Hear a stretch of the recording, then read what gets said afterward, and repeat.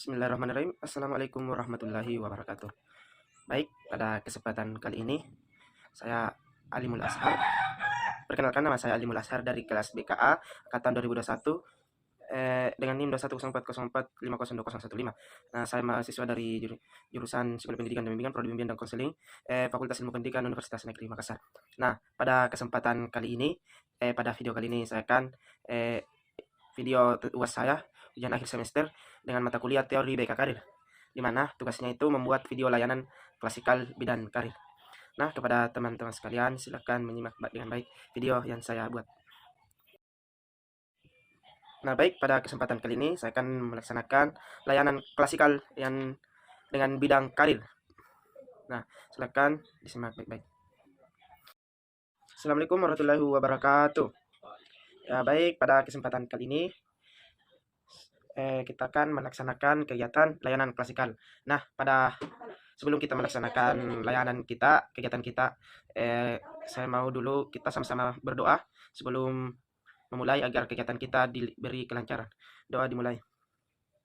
Amin. Ya baik, bagaimana kabarnya sekalian, anak-anak? Ya baik ya, alhamdulillah. Nah, adapun tujuan kita pada layanan klasikal kali ini yaitu dengan materi tentang motivasi sukses dari tokoh inspiratif. Ya, nah adapun SKKPD dari layanan kita pagi ini itu tentang wawasan dan kesiapan karir. Nah, adapun tujuan umum yaitu peserta didik dapat belajar tentang kehidupan mandiri secara nasional, sosial, ekonomi dari tokoh inspiratif. Adapun tujuan khusus dari kegiatan kita pada kali ini yaitu peserta didik atau konseli dapat memahami bahwa manusia memiliki keinginan. Yang kedua, peserta konseli dapat memenuhi syarat untuk berdiri sendiri dari setelah mempelajari para tokoh-tokoh inspiratif. Nah, baik, untuk itu bagaimana, apakah sudah siap untuk melaksanakan layanan klasikal? Ya, kalau sudah siap semua, kita mulai ya kegiatannya. Nah, pada kesempatan kali ini kan pada layanan kali ini kan kita belajar tentang materi kita itu mempelajari motivasi sukses dari tokoh inspiratif. Nah, sebentar akan Bapak tampilkan beberapa tokoh-tokoh yang Bapak pikir itu adalah tokoh yang perlu kita contoh sebagai pelajar agar nantinya mudah-mudahan bisa menunjang proses pembelajaran kita, bisa menunjang prestasi kita nantinya, prestasi akademik maupun non akademik. Oke, agar karir kita ke depannya itu bisa baiklah. Oke. Nah, pada kegiatan kali ini sebelum Bapak tampilkan materi, saya akan membagi dulu stick note. Ada kertas. Ya, ini kertasnya. Nah, sebentar Bapak akan bagi satu per satu stick note ini.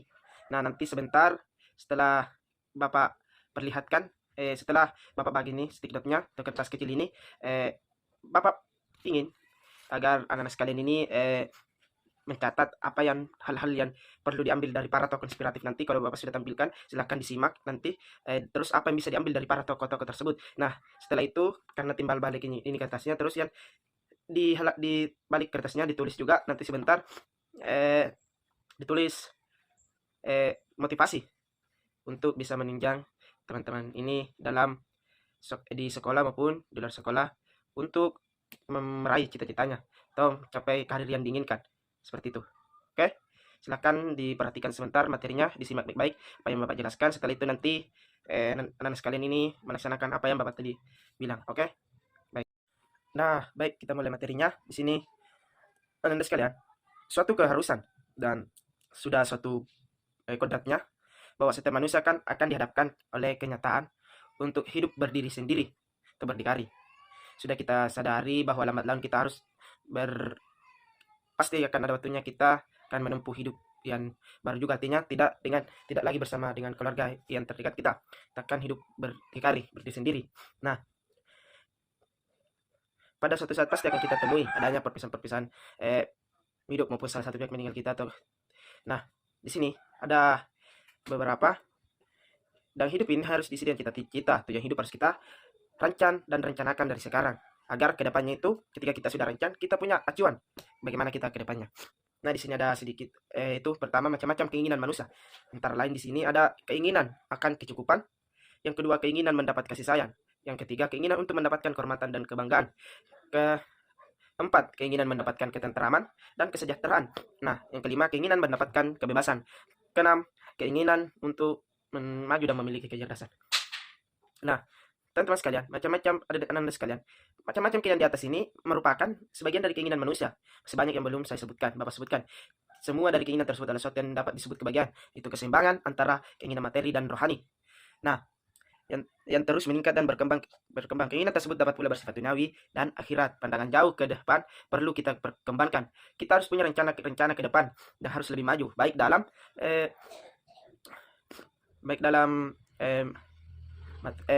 materi, pikiran, dimengerti. Kemajuan satu bangsa harus dimulai dari kemajuan diri kita. Kemajuan bangsa Indonesia itu kita mulai dari kita sendiri untuk dikembangkan kepada kemajuan kehidupan keluarga, bangsa, negara. Keinginan dan kemauan untuk berpikir dan bekerja keras harus dimiliki oleh setiap warga Indonesia. Nah, syarat berdiri sendiri perlu kita tumbuhkan pribadi yang dinamis dan kreatif supaya kita berhasil menjalani kehidupan ini dan juga menunjang bagaimana kita menempuh cita-cita atau karir kita ke depannya.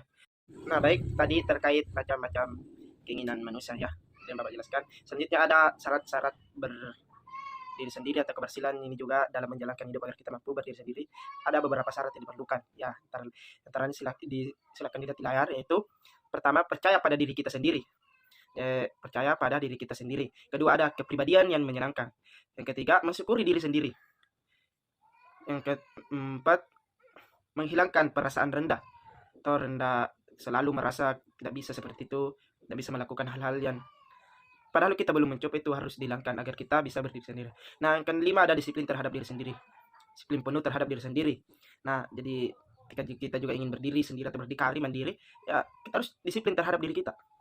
Begitu. Dan yang keenam, ada semangat dan keberanian. Diperlunya semangat dan keberanian dalam diri kita agar kita mampu menjalankan hidup ini dengan mandiri. Seperti itu.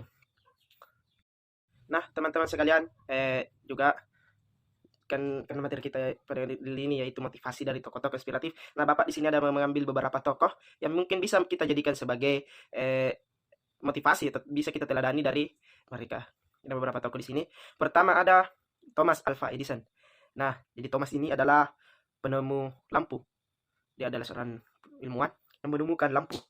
Gitu. Nah, Thomas Alva Edison adalah orang yang memiliki mental dan ketekunan yang tinggi, yang berhasil dalam semua ilmu, yang berhasil dalam ilmu fisika, kimia, matematika, elektro, dan misalnya itu bola lampu. Nah, Thomas Alva Edison sendiri sebenarnya kurang dalam hal tersebut dan juga kurang dalam pengetahuan dalam hal-hal tersebut, tetapi dia terus belajar mengenai hal-hal yang di luar pemahamannya. Jadi Thomas Alva Edison ini ketika ada beberapa ilmu terkait dari juga ilmu tentang lampu ini yang dia sebenarnya kurang paham, tapi keinginan dan keteguhannya untuk belajar mengenai hal-hal yang mungkin dia belum pahami itu sangat besar, sehingga apa?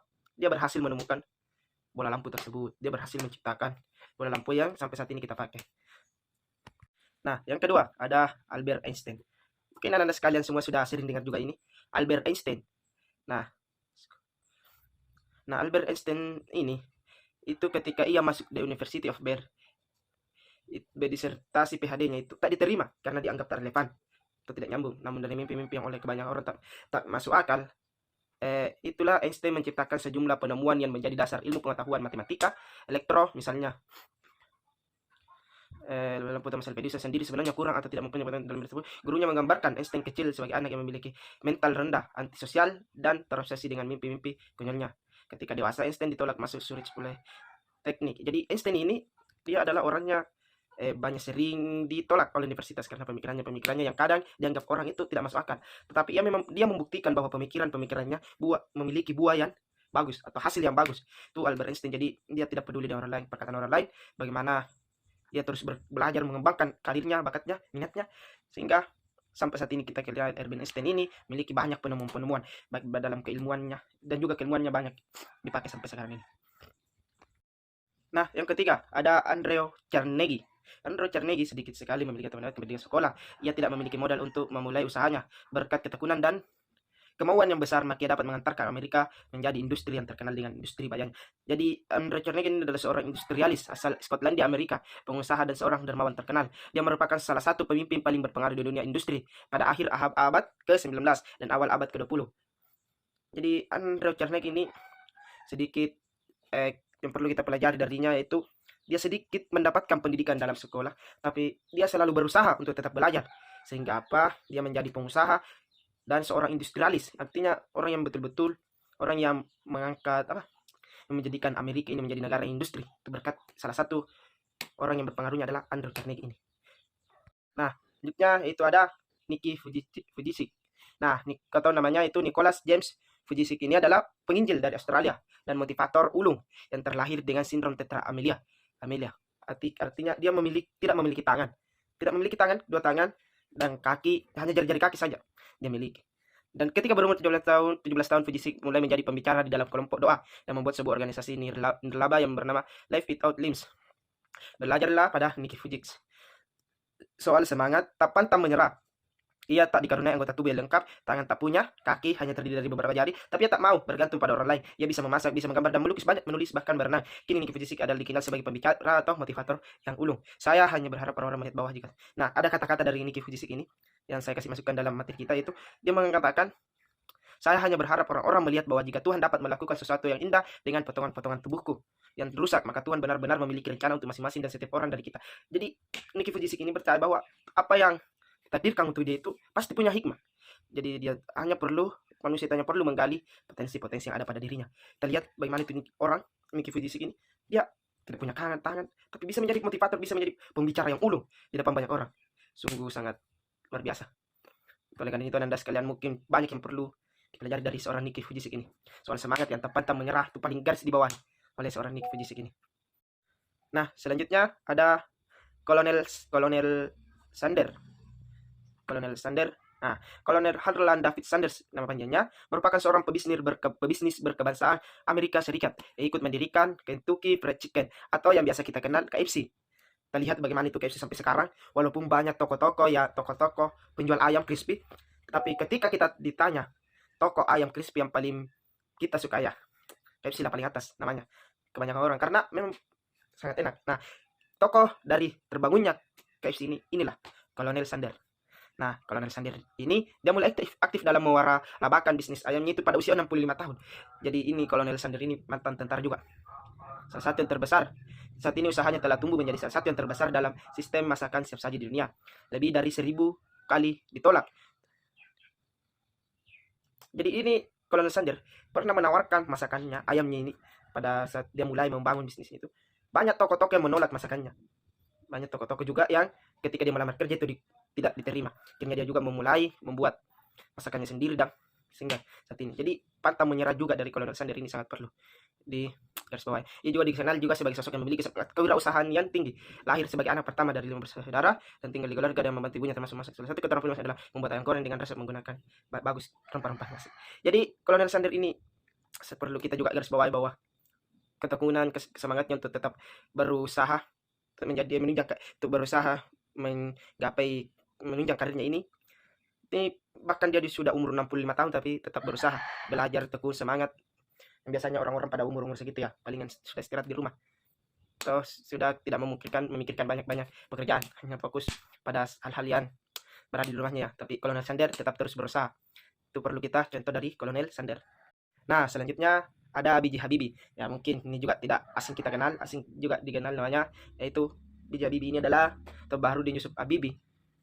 Ini dengan ketekunannya, dikenal juga dengan ketekunannya dalam belajar dan menuntut ilmu. Baginya belajar dengan sungguh-sungguh adalah hal yang wajib dilakukan untuk membalas hutang budi kepada ibunya yang telah banting tulang menyekolahkannya. Prestasi keilmuan Habibie mendapat pengakuan di dunia internasional. Ia menjadi anggota kehormatan berbagai lembaga di bidang dirgantara, antara lain di Gesellschaft für Luft- und Raumfahrt, lembaga penerbangan dan angkasa luar Jerman, The Royal Aeronautical Society London, Inggris dengan The Royal Swedish Academy of Engineering Science.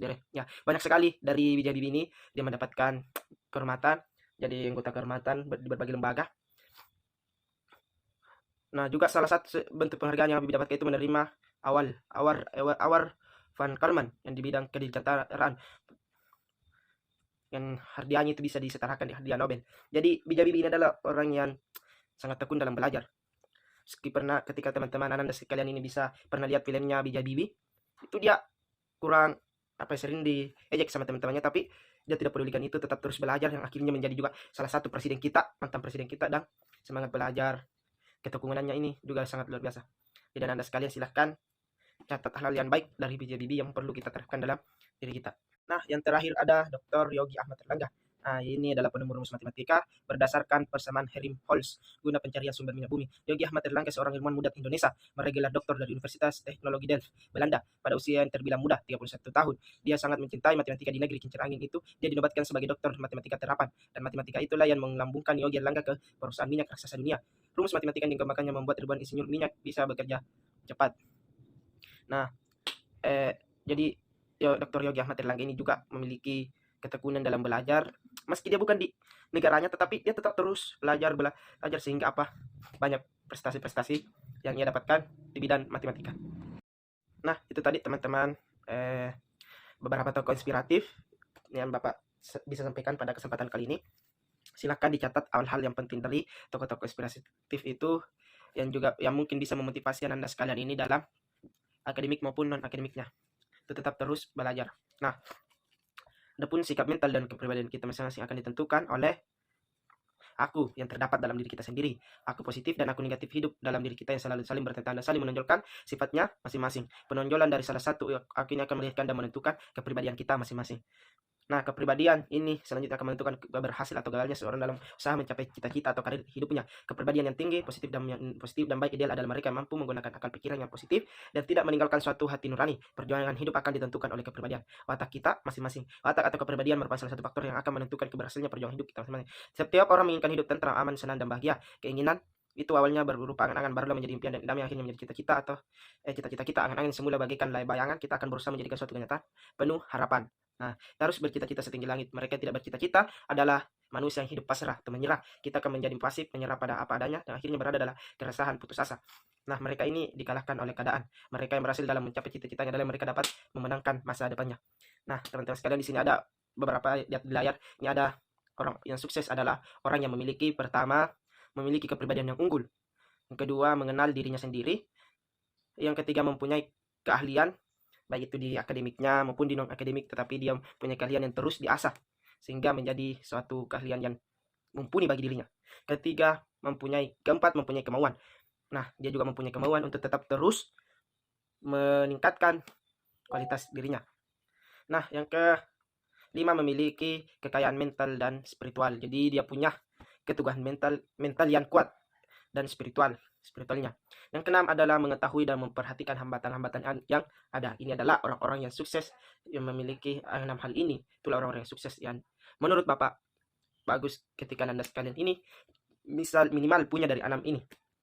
Oke, selanjutnya ada beberapa hal-hal yang mungkin ini dianggap kecil, tapi Anda sekalian perlu ketahui bahwa hal-hal yang kecil ini dapat memicu kegagalan. Yang mungkin akan juga yang berakibat lebih besar ketika hal-hal kecil ini tidak dihilangkan dari diri kita. Yang pertama ada suka berbicara muluk-muluk atau berlebihan. Nah, ini juga kurang yang dapat memicu kegagalan. Selanjutnya yang kedua, bersikap malas, yaitu kecenderungan tidur malas-malas, artinya sering tidak melakukan hal-hal yang sebenarnya bagus untuk dilakukan, tapi karena dia malas untuk melakukannya, akhirnya tidak jadi dia lakukan. Jadi itu yang menyebabkan juga kebiasaan kecil yang dapat memicu kegagalan, dampaknya besar. Nah, selanjutnya ada cepat puas diri. Ini kalau kita merasa cepat puas, kita akan tidak bisa mengembangkan lebih banyak atau lebih tinggi lagi potensi yang ada dalam diri kita. Karena kalau kita cepat merasa puas, sudah mendapatkan sedikit, akhirnya tidak mau lagi berusaha, tidak mau berjuang untuk mendapatkan hal-hal yang bisa sebenarnya kita dapatkan hal-hal yang besar lagi. Selanjutnya ada mudah putus asa. Ini juga yang mungkin sering kita lakukan, yang dapat sangat besar dampaknya bagi kesuksesan kita, yang menunjang kesuksesan kita nantinya, yang akan menjadi penghambat ketika kita menjadi mudah putus asa. Nah, baik. Nah, itu tadi materi yang Bapak sampaikan ya. Mudah-mudahan apa yang Bapak sampaikan tadi itu, Anda semua ini bisa menjadi motivasi, menjadi batu loncatan ke depannya. Anda ini bagaimana dalam menentukan karir, cita-cita Anda ke depannya. Tujuan Anda ke depannya ini bagaimana setelah lulus sekolah, itu bagaimana. Ini bisa menjadi menunjang belajar dari tokoh-tokoh yang tadi dan juga menerapkan hal-hal yang Bapak tadi sebutkan. Oke, jadi baik Anda sekalian, silahkan dicatat hal-hal yang tadi, silahkan catat motivasi yang perlu Anda hadirkan. Mungkin perlu Anda hadirkan di dalam diri untuk menunjang Anda ke depannya, karir Anda ke depannya. Nah, baik Anda sekalian, karena juga waktunya sudah mau habis ya. Jadi mungkin Anda sekalian mungkin terus belajar bagaimana dari para tokoh inspiratif tadi yang tidak pantang menyerah dalam menjalankan kehidupannya sehingga mendapatkan hal-hal yang sangat baik karena berkat keteguhan, usaha dan semangatnya itu tidak pantang menyerah.